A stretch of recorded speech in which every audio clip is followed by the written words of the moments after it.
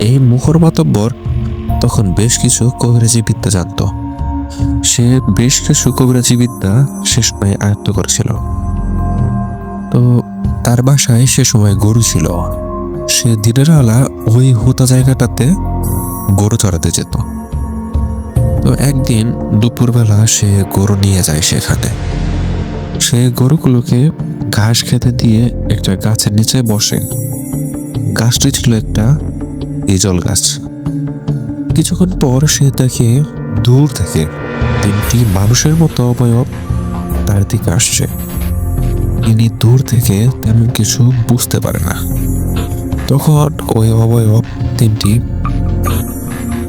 একটু কাছের দিকে আসলে এই মোহর মাতব্বর একটা ব্যাপার লক্ষ্য করে যে অবয়ব তিনটির কারো পা দেখা যাচ্ছে না। আমার মনে হচ্ছে তারা কিছুটা বেশি বেশি তার দিকে আসছে। এইটা খেয়াল করার সাথে সাথে মোহর মাতব্বর একটা সিদ্ধান্ত নিয়ে নেই যে এই তিনটি জিন, মানে এই তিনটি যদি মানুষ না হয়ে কোনো জিন হয় তাহলে সে এই তিনটি জিনকে ওনার কাছে রেখে দেওয়ার চেষ্টা করবে।